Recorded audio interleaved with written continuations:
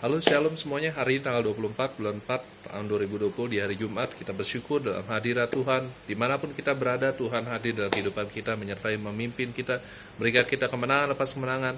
Hari ini kita akan berbicara bagaimana Tuhan menyertai dalam kehidupan kita. Kalau Tuhan yang menyertai, Tuhan yang menyuruh, Tuhan pasti juga akan berikan kita kemampuan, kesanggupan, dan kita bisa mengerjakan itu semua karena pengurapan Tuhan, dan Tuhan yang menyanggupkan kita. Kita langsung aja kita baca di Keluaran 35 ayat 29. Kita baca di Alkitab kita.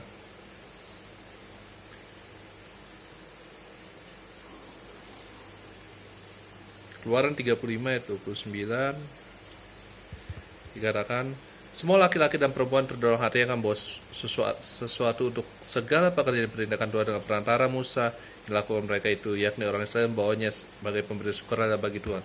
Nah, kalau kita baca, ada 3 hal yang membuat bagaimana Tuhan menyertai kita. Ada 3 visi yang Tuhan akan nyatakan dalam kehidupan kita. Yang pertama adalah penyediaan, yang penyediaan atau provision.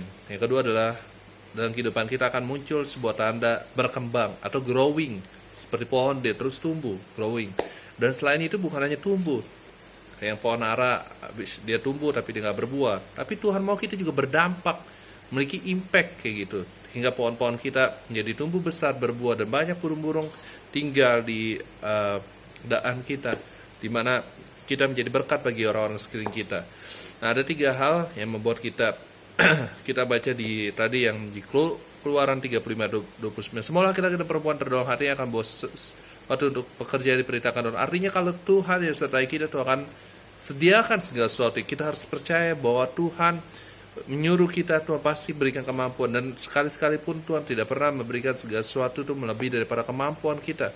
Tuhan adalah kita yang setia. Tuhan Yesus pasti menyertai kita, memberikan kita kemampuan, kesanggupan, dan pengurapan Tuhan hadir dalam kehidupan kita. Kita baca lagi di Keluaran 35 ayat 30.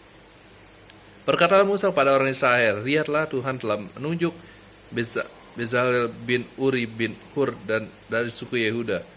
Kita baca lagi di ayat 34 dan 35.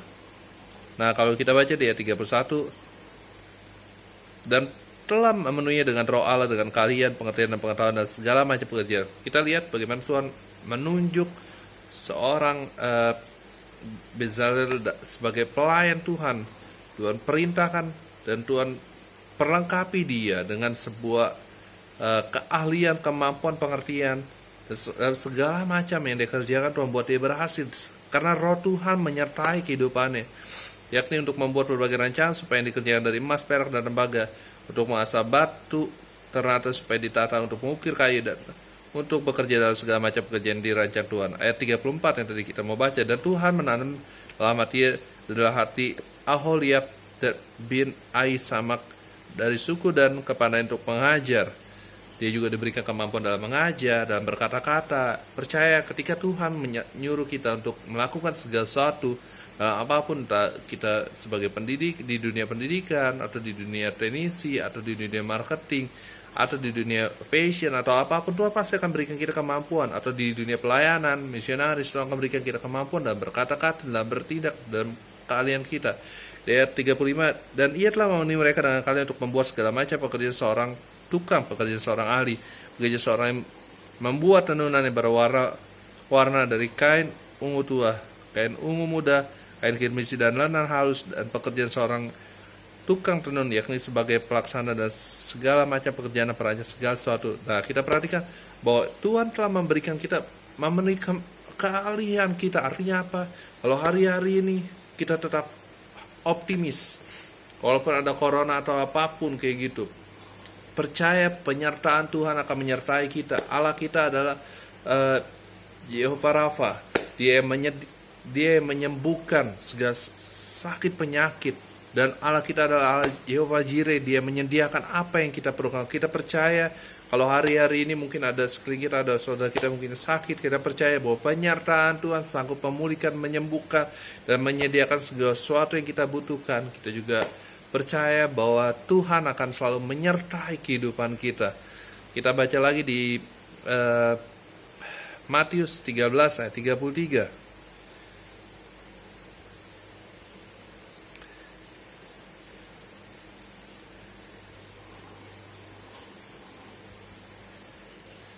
Dan ia menceritakan perumpamaan juga kepada saya ulangin, dan ia menceritakan perumpamaan hal ini juga kepada mereka. Hal kerajaan sorga itu seumpama ragi yang diambil seorang perempuan dan diadukan ke dalam tepung terigu 3 sukat sampai kamit seluruhnya. Tadi yang pertama adalah penyediaan, provision. Tuhan menyediakan kemampuan kalian ketika Tuhan menyuruh, menyertai kita. Abraham ketika diutus, dia belum tahu harus kemana, tapi Tuhan sertai dia. Tuhan perlangkai perlindungan, penyertaan Tuhan juga menyertai. Yusuf juga Tuhan sertai, hingga pekerjaan yang dikerjakan Tuhan buat selalu berhasil. Roh Tuhan hadir dalam kehidupan Yusuf. Roh yang sama, roh Tuhan akan menyertai kehidupan kita, memberikan kita kemenangan, keberhasilan, kemampuan dalam apa yang kita kerjakan. Nah, kita baca poin yang kedua adalah berkembang atau growing yang tadi saya bilang. Dan ini menceritakan perumpamaan ini juga hal kerajaan sorga seperti ragi yang diambil orang perempuan dan diadukan ke dalam tepung terigu 3 sukat sampai kamir. Ragi itu ketika dicampur dengan adonan tepung, dia akan berkembang jadi lebih banyak. Dipakaikan sedikit, itu akan menjadi pengembang. Artinya apa? Hidup kita, ketika kita hadir dalam kehidupan kita, dimanapun kita berada, kita akan menjadi berkembang. Kita akan menjadi memiliki menjadi berkat. Kehadiran kita selalu dinanti, ditunggu. Karena apa? Kehadiran kita memberikan hal yang positif kayak gitu. Kalau kita baca di 1 Samuel 3 ayat 19 ayat sampai 20. Kita baca di 1 Samuel 3 ayat 19.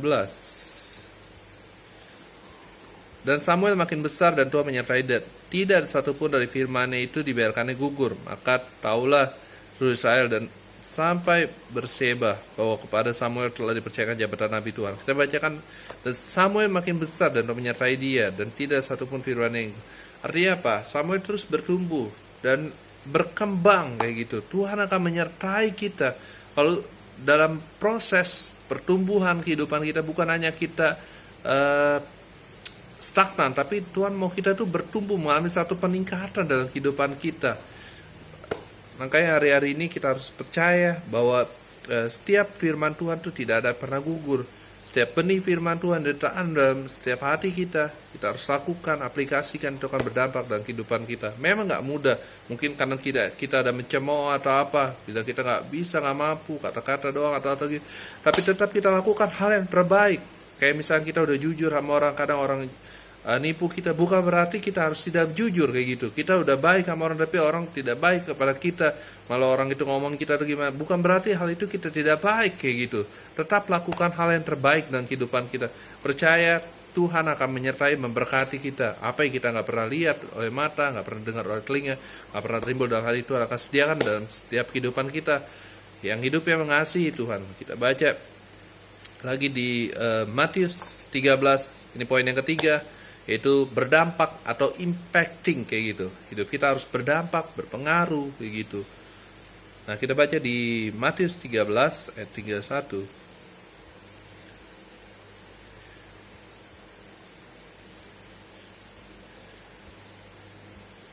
Ayat 31 sampai 32.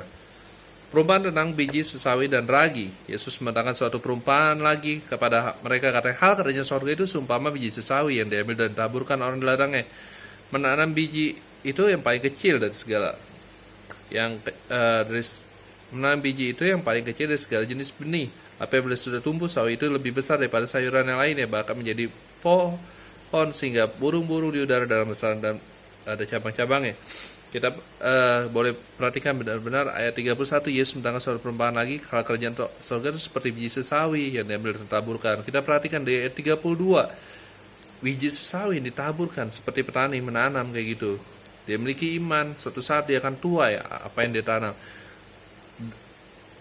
Dan ayat 32, memang biji itu yang paling kecil dari segala jenis benih, tetapi apabila sudah tumbuh, sawi itu lebih besar daripada sayuran lain, bahkan menjadi pohon sehingga burung-burung di udara datang bersarang pada cabang-cabang. Kenapa biji sesawi pohonnya jauh lebih besar daripada yang lain-lainnya? Karena apa? Dia merambatkan akar-akarnya kepada aliran sungai. Dia rambatkan akar-akarnya sampai ke dalam. Artinya apa? Dalam kehidupan kita perlu tinggal dalam hadirat Tuhan, sungai Tuhan, kebenaran firman Tuhan saat teduh, lalu doa, pujian, penyembahan. Kita percaya ketika kita benar-benar tertanam sungguh-sungguh, hidup kita akan bertumbuh jauh lebih besar. Tuhan akan bawakan kita ke promosi, pengembangan dalam kehidupan kita akan terjadi dalam kehidupan kita. Dan kemudian Tuhan nyatakan, apa yang buat kamu berhasil semua itu karena tangan Tuhan yang menyertai kehidupan kita. Percaya bahwa tangan Tuhan menyertai kehidupan kita. Dan di sini dikatakan bahwa singa buru-buru di udara datang bersarang dan berjalan. Artinya apa? Bukan hanya kita diberkati, tapi kita juga bisa menjadi berkat bagi orang-orang lainnya. Kita baca lagi di Yohanes 6 ayat 5.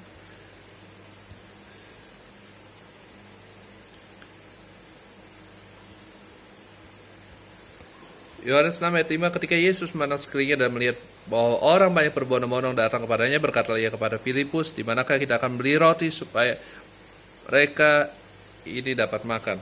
Nah, kalau kita baca di perikop, Yesus memberi makan 5.000 orang. Tuhan Yesus tanya kayak gitu, dan dia lihat orang banyak habis dengar firman Tuhan kayak gitu. Di mana kita akan beli roti supaya mereka dapat makan kayak gitu. Tuhan Yesus mau tahu bagaimana respon atau tanggapan Filipus. Nah, ayat 6, hal ini dikatakan untuk mencobai dia, sebab ia sendiri tahu apa yang hendak dilakukannya. Kita baca di Tuhan Yesus tahu apa yang hendak dilakukannya kayak gitu. Mau tanya respon Filipus bagaimana. Tuhan juga hari-hari ini mau sebetulnya tahu bagaimana jalan keluar dari segala sesuatu. Dia sanggup memberikan kita kemampuan, dia sanggup memberikan kita jalan keluar, kemampuan, hikmat. Cuman di tengah proses keadaan yang sulit atau apapun COVID-19 ini, Tuhan juga tahu penyembuhnya bagaimana. Cuman bagaimana respon kita terhadap Tuhan, bagaimana tanggapan kita, bagaimana apakah kita mau tetap mengandalkan diri kita sendiri atau kita mau berharap bersandar pada Tuhan. Kita baca di jawab Filipus kepadanya, roti seharga 200 dinar tidak cukup untuk mereka ini, sekalipun masing-masing mendapat sepotong kecil saja. Filipus bilang kayak gitu. Jadi kita punya duit 200 dinar juga gak bakal cukup. Kalau kita potong kecil-kecil juga gak bakal cukup kayak gitu. Nah, seorang dari murid-muridnya itu Andreas, Simon Petrus berkata, di sini ada seorang anak yang punya 5 roti jelai dan 2 ikan. Tapi apakah itu artinya untuk orang sebanyak ini? Ayat 10 kita perhatikan. Lalu Yesus, kata Yesus, suruhlah orang-orang ini duduk. Adapun di depan itu banyak rumput, maka duduklah orang-orang itu kira-kira 5.000 laki-laki. Lalu Yesus mengambil roti itu, mengucap syukur dan bagikan kepada mereka yang duduk di situ. Demikian juga dibuatnya dengan ikan-ikan di sebanyak mereka kendaki. Dan setelah mereka kenyang, ia berkata kepada waktu itu, kumpulkan potongan-potongan yang lebih, supaya tidak ada yang terbuang. Maka mereka pun mengumpulkan dan mengisi 12 bakul penuh dengan potongan dari 5 roti jelai setelah orang makan. Ketika orang-orang itu melihat mujizat yang diadakannya, mereka berkata, dia ini adalah benar-benar nabi yang akan datang ke dalam dunia. Nah, kalau kita baca di ayat tadi kayak gitu, bagaimana Tuhan menyertai, Tuhan memberkati ketika Tuhan suruh Filipus bagaimana kita harus kasih makan, terus bagaimana cari makanannya. Tuhan tuh sertai kayak gitu. Ada 5 roti dan 2 ikan dengan penuh ucapan syukur. Apapun yang Tuhan katakan, kita dengan ucapan syukur. Kita baca tadi, lalu Yesus mengambil roti itu dari 11, mengucap syukur dan bagi-bagi kepada mereka. Nah, sampai akhirnya dikumpulkan 5 roti dan 2 ikan sisanya kayak gitu. Sisanya sisa berapa kalau kita baca? Dikatakan bahwa 5 roti dan 2 ikan, sisa apa? 12 keranjang kalau kita baca di selanjutnya lagi. Artinya apa? Bahwa ketika Tuhan Yesus bisa kasih makan 5.000 orang, itu karena apa? Kita penuh ucapan syukur juga. Salah satu itu penting dalam kehidupan kita. Selain itu dalam kehidupan kita harus yakin, percaya, memiliki iman kayak gitu. Hari-hari ini kalau keadaan kita lagi sulit atau sedang ada COVID-19 atau apapun lah, percaya Tuhan kita, Tuhan yang menyediakan, Tuhan kita, Tuhan yang menyembuhkan. Bagi Tuhan tiada yang mustahil. Kita lihat bagaimana Tuhan bekerja yang kelihatannya mustahil. Hanya 5 roti dan 2 ikan, tapi bisa kasih makan 5.000 orang kayak gitu. Itu kelihatannya nggak mungkin kayak gitu. Orang udah habis ikut Tuhan Yesus, dengar khotbahnya, mereka lapar. Tapi bagaimana berkat penyediaan Tuhan yang luar biasa. Hari-hari ini kalau Tuhan suruh kita, Tuhan akan berikan kita kemampuan dengan kesanggupannya juga. Apa yang kita kerjakan saat ini mungkin kita berhasil. Itu juga semua karena Tuhan yang berikan kita kemampuan. Kita baca lagi di Matius 25 ayat 15.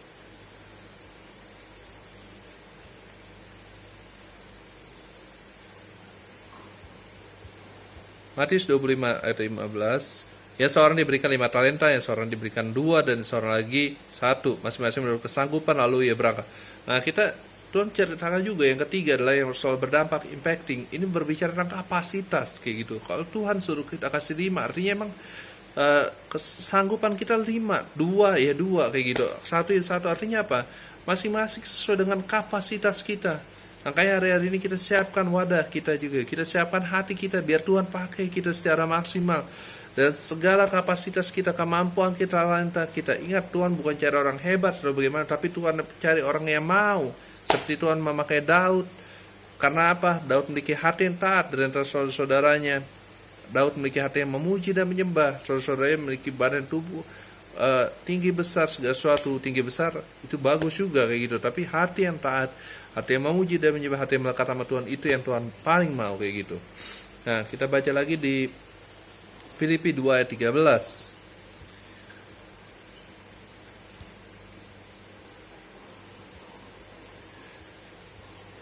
Karena Allah yang menyediakan dalam kamu baik kemauan maupun pekerjaan menurut kerelaannya. Nah, kita baca, perhatikan, karena Allah, Tuhan Allah yang menyediakan di dalam kehidupan kita maupun pekerjaan menurut kerelaannya, itu semua itu karena tangan Tuhan yang menyertai kita. Kita berhasil, dapat pekerjaan, dapat segala sesuatu, atau sekolah kita jadi juara di sekolah kita, di tempat kerja kita juga jadi juara. Itu karena Tuhan yang memberikan kita kemampuan. Kita baca di 2 Korintus 3 ayat 5.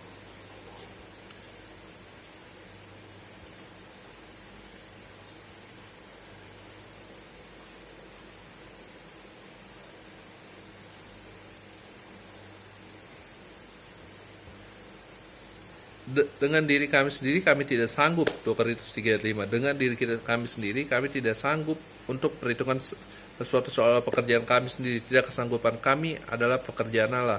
Kesanggupan kami adalah pekerjaan Allah. Kita perhatikan baik-baik di 5b itu, kesanggupan kami adalah pekerjaan Allah. Dengan diri kami sendiri kami nggak sanggup, tapi kesanggupan kami karena apa? Pekerjaan Allah. Tuhan yang berikan kita kemampuan, keberhasilan, kesuksesan, hikmat, kemampuan, kecerdasan, pengetahuan, semua itu datangnya dari Tuhan. Kembali lagi kita berikan untuk kemuliaan nama Tuhan. Dimanapun kita berada, kita boleh menjadi berdampak, kita boleh bertumbuh, dan percaya penyerdiaan Tuhan selalu menyertai kehidupan kita. Visi Tuhan menyertai kehidupan kita. Percaya, berharap bersama pada Tuhan. Tuhan Yesus memberkati. God bless you.